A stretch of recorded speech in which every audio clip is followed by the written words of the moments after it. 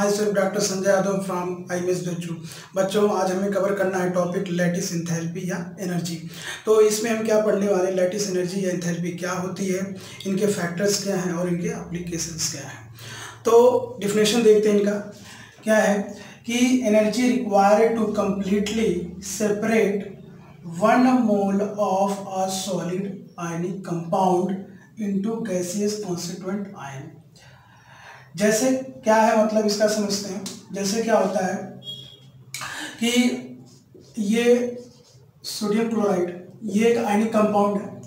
Mainly आप ये समझ जाइए कि लैटिस जो एंथैल्पी होती है, एनर्जी होती है, आयनिक कंपाउंड की प्रॉपर्टी होती है। तो क्या होता है, जैसे ये आयनिक कंपाउंड ये है सोडियम क्लोराइड, ये किसमें है, सॉलिड में। इसको हमें कन्वर्ट कंप्लीटली क्या करना, किससे मिलकर बना हुआ है, इनके कंस्टिट्यूएंट क्या है, सोडियम और क्लोरीन। तो क्या होगा,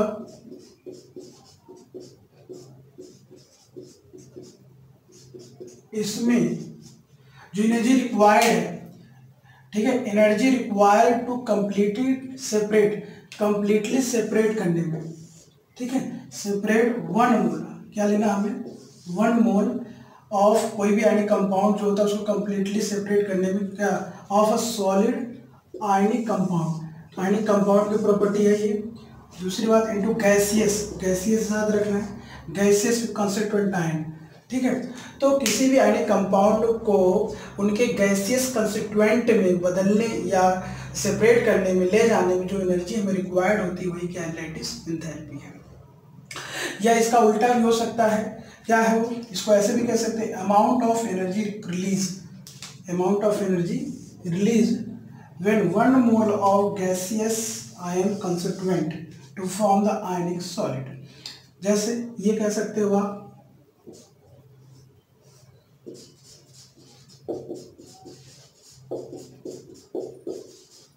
ये किसमें जाते हैं, ये क्या है, गैसियस आयन है, और ये क्या हो रहा है, आपस में मिलकर क्या बना रहे हैं, आयनिक कंपाउंड बना रहे हैं।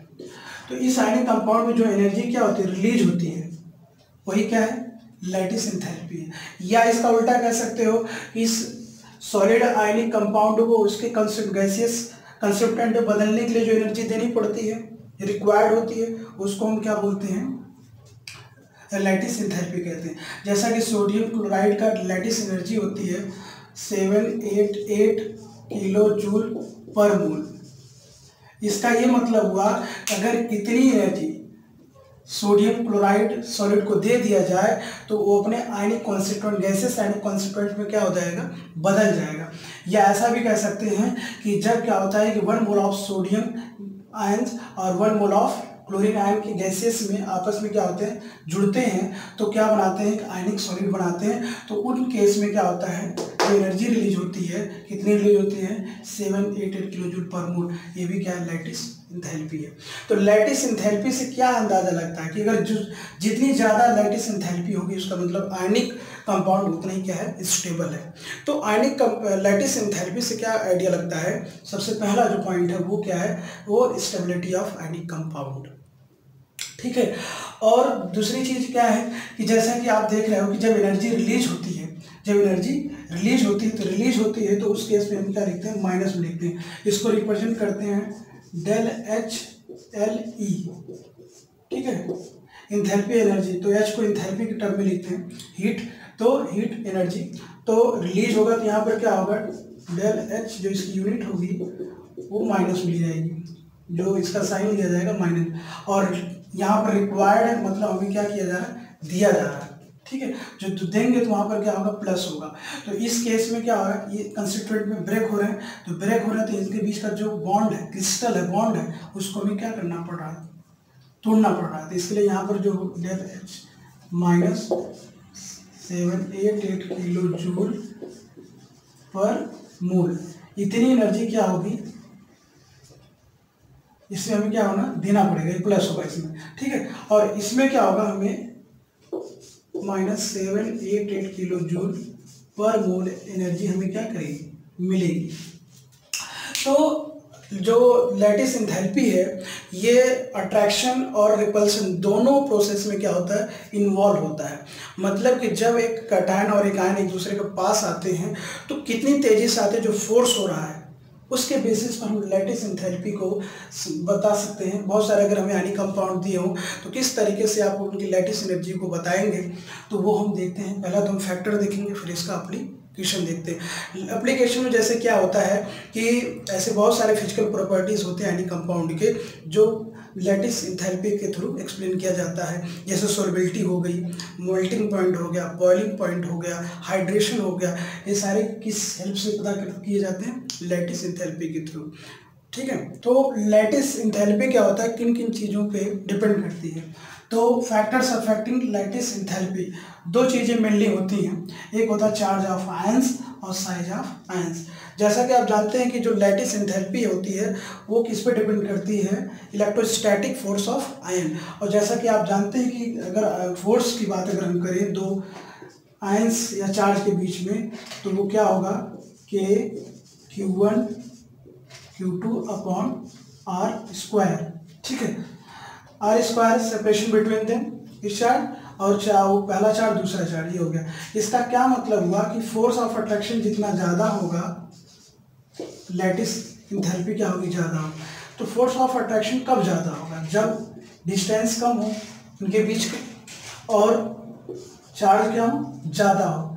तो हम ये कह सकते हैं क्या, lattice energy directly proportional to Q1 Q2, या ऐसा कह सकते हो आप प्रोडक्ट्स ऑफ आयंस। आयंस में क्या चीज़ आएंगी, कैटायन और एनायन।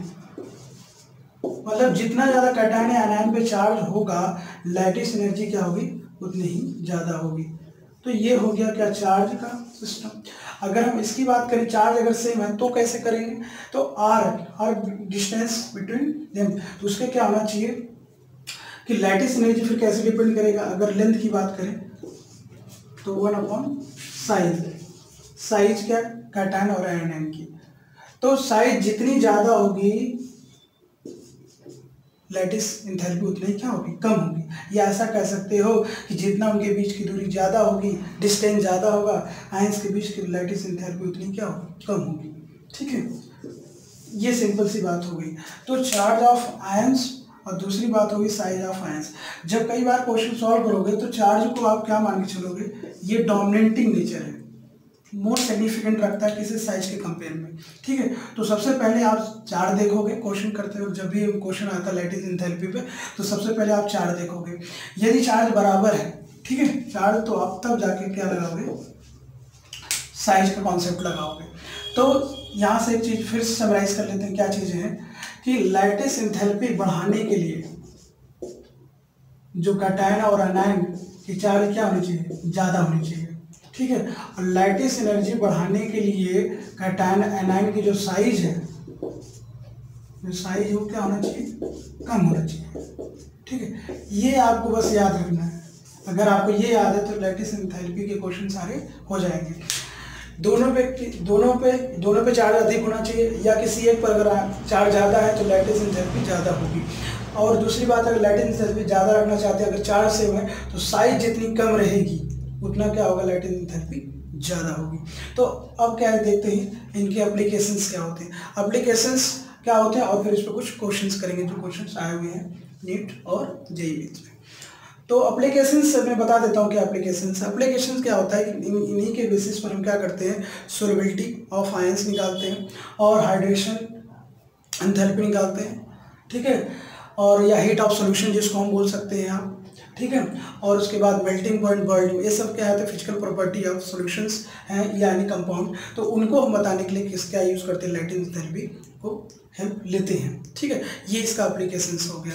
ठीक है, अब हम कुछ क्वेश्चन कर लेते हैं। तो अब कुछ क्वेश्चन करते हैं लैटिस एंथैल्पी पे। तो लैटिस एंथैल्पी के क्वेश्चंस करने के लिए आपको बस दो ही चीज़ें याद रखनी है, वो ये दोनों। जैसा कि आपको मैंने बताया कि लैटिस एनर्जी ज़्यादा तब होगी जब चार्ज ज़्यादा होगा, लैटिस एनर्जी ज़्यादा तब होगी जब साइज कम होगा। साइज किसका, कैटायन और एनायन का, चार्ज किसका, कैटायन और एनायन का।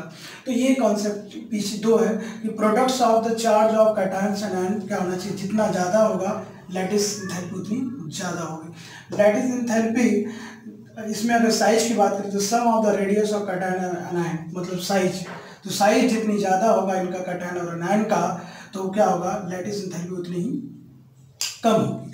तो यहाँ पर हमें कुछ क्वेश्चंस दिए गए हैं, decreasing order of lattice enthalpy. ये हमारे पास क्वेश्चन को डिक्रीजिंग ऑर्डर में लगाना है, अरेंज करना है। तो चलते हैं, पहला क्वेश्चन लेते हैं। इसमें क्या है, अगर आप देखें तो एनायन सेम है, सबसे पहले चार्ज, फिर पहले चार्ज पे कॉन्सेप्ट लगाएंगे, अगर चार्ज सेम है तब आप किस पे लगाएंगे, आप साइज पे जाएंगे। तो अब देखते हैं इसमें देखें तो आप देखेंगे अगर यहाँ पर एनायन क्या है, सेम है, एनायन सेम है। और दूसरी बात यह है कि इनमें जो चार्ज है वो भी सेम है, चार्ज नेगेटिव एक रख रहा है, एक पॉजिटिव रखने वाला, क्योंकि फर्स्ट ए ग्रुप के ही है। तो एस ब्लॉक के फर्स्ट ए ग्रुप है तो चार्ज सब पे सेम होगा। और यहाँ पर एनायन भी एक ही सिमिलर है, कॉमन आयन है तो भी चार्ज क्या होगा, सेम होगा। तो चार्ज नहीं है, साइज पे होगा। फिर तो साइज पे अगर हम कॉन्सेप्ट पे लगाएं तो क्या होता है, टॉप टू बॉटम आने पर साइज क्या होती है, घटती है, सॉरी बढ़ती है। तो टॉप टू बॉटम आते हैं हम ग्रुप में तो साइज बढ़ती है, तो साइज बढ़ने की वजह से इसमें क्या हो रहा है, कैटायन एनायन तो सेम है लेकिन कैटायन की साइज बढ़ने की वजह से क्या होगा, लैटिस एंथैल्पी कम हो जाएगी। तो हमें क्या करना है कि डिक्रीजिंग ऑर्डर बनाना है, तो सबसे ज़्यादा किसका हो जाएगा, लैटिस एंथैल्पी इसकी, Li, फिर होगा NaF, KF और फिर हो जाएगा RBF, रुबिडियम, फिर सीजियम फ्लोराइड। ठीक है, ये हो जाता है। नेक्स्ट क्वेश्चन ये देखते हैं, इसमें देखते हैं तो अगर क्या है कि चार्ज पहले देखते हैं, जैसा कि सब में कॉमन क्या है, कैटायन, कॉमन कैटायन क्या है, पोटेशियम पे चार्ज 1 होता है, तो ये सेम हो गया सब में। और दूसरी बात कि यहाँ पर जो एनायन है वो फ्लोरीन फैमिली का, तो वो भी चार्ज सेम हो, तो चार्ज सेम हो गया। तो अब देन किस पे आ जाएंगे, हम साइज पे आ जाएंगे। साइज पे अगर आए तो कैटायन यहाँ पर कॉमन है, तो कैटायन के बेसिस पे तो होगा नहीं क्योंकि साइज सब में कॉमन है। तो एनायन की देखते हैं, तो एनायन में क्या है कि टॉप टू बॉटम जाने पर क्या होता है कि साइज, अगर हम किसी भी ग्रुप में बात करें तो साइज क्या होती है, बढ़ती है। तो साइज बढ़ेगी तो एंथैल्पी क्या होगी, कम होगी। तो जैसे अगर बात करें फ्लोरीन, क्लोरीन, ब्रोमीन, आयोडीन, जब आप इस ग्रुप में आएंगे तो साइज बढ़ती जाएगी, साइज बढ़ती जाएगी तो लैटिस एनर्जी कम होती जाएगी। तो सबसे ज़्यादा लैटिस एंथैल्पी किसकी होगी, KF की होगी। ठीक है, इस तरीके से ही हो जाएगा। अब बात करते हैं इसमें अगर हम बात करें तो क्या है, ये सोडियम पे क्या होता है, एक प्लस चार्ज, ठीक है, और यहाँ पर भी सोडियम पे प्लस चार्ज, चार्ज पहले करेंगे तो सेम है। क्लोरीन हो गया तो क्लोरीन पे माइनस हो जाएगा, यहाँ पर अगर इसका देखेंगे तो -2 हो जाएगा। ठीक है, सल्फर -2, क्लोरीन -2। तो यहाँ पर क्या है कि अगर अब आप बात करें कैटायन जो सेम है और चार्ज उसमें प्लस रख रहा है तो हटा दीजिए। एनायन की बात करते हैं, एनायन यहाँ पर सल्फर या क्लोरीन है, तो यहाँ पर क्या है कि सल्फर के पास 2 चार्ज होता है, 2 माइनस है, इस पर 1 माइनस है, तो क्या होगा, चार्ज इसका ज़्यादा, प्रोडक्ट ऑफ चार्ज ज़्यादा, तो मतलब कि लैटिस एंथैल्पी ज़्यादा, इसका मतलब ये होगा। समझ गए। अब आते हैं इस पर, इसमें अगर बात करें तो अगर इसमें हम बात करें तो क्या है कि जो एनायन है सेम है, एनायन सेम है, वो क्या है, ऑक्सीजन, तो उसको हटा दो, उसको कोई मतलब ही नहीं है। तो सिर्फ इस पे जाओ, ध्यान दो आप। ठीक है, इस पे जाओगे तो इसका क्या होता है, Al+3, ठीक है, Mg+3, सॉरी 2 और Na+ ये होता है। ठीक है, ये तो चार्ज सबसे ज़्यादा किस पे है, इस पे है, फिर इस पे, फिर इस पे। साइज नहीं देखेंगे, ठीक है, साइज नहीं देखेंगे। पहले सबसे पहले क्या, प्रीडोमिनेटिंग नेचर सबसे पहले चेक कैसे करते हैं, साइज के बेसिस, सॉरी चार्ज पहले देखते हैं फिर जाकर क्या देखते हैं, साइज देखते हैं। तो अगर हम चार्ज देखें तो सबसे ज़्यादा ये रखने वाला, फिर ये, फिर ये, इस तरीके से लैटिस एंथैल्पी का ऑर्डर क्या हो जाएगा, ये हो जाएगा। ठीक है, अब इसमें अगर हम देखें तो यहाँ पर तो सब कुछ अलग है, ना कोई भी, ना तो कैटायन कॉमन है ना एनायन कॉमन है। तो सबसे पहले चार्ज देखते हैं, चार्ज देखोगे तो यहाँ पर क्या होगा, +2 हो जाएगा। और ये लिथियम और पोटेशियम एक ग्रुप का है तो चार्ज हो गया सेम। चार्ज जब सेम हो गया तो चार्ज जब सेम हो जाता है तो देन आप साइज से करोगे। तो सबसे ज़्यादा तो इन दोनों से ज़्यादा तो इसका होगा, क्यों ज़्यादा, क्योंकि इस पे चार्ज ज़्यादा है। ठीक है, तो इसका ज़्यादा होगा। अब कन्फ्यूजन इनमें कि इनको कैसे किया जाए, तो कन्फ्यूजन कुछ भी नहीं है, क्योंकि चार्ज जब सेम है तो साइज से करोगे। तो टॉप टू बॉटम आने पर क्या होता है, साइज बढ़ती है, साइज बढ़ती है तो मतलब कि लैटिस एंथैल्पी कम होगी।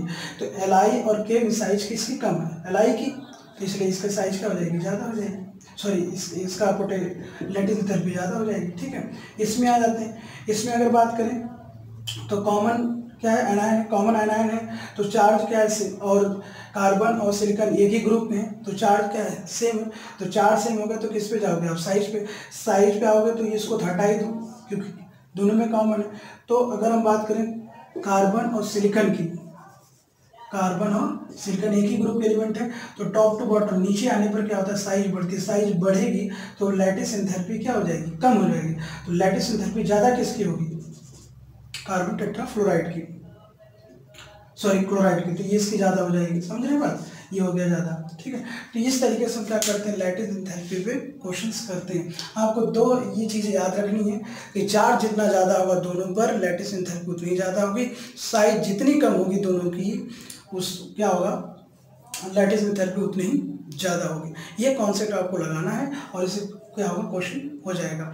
और ये बात आप याद रखिएगा, सबसे पहले आप क्या करेंगे, चार्ज के बेसिस पे करेंगे। अगर यदि चार्ज सेम रहा तो जाकर आप साइज को प्रेफर करेंगे। ठीक है, धन्यवाद।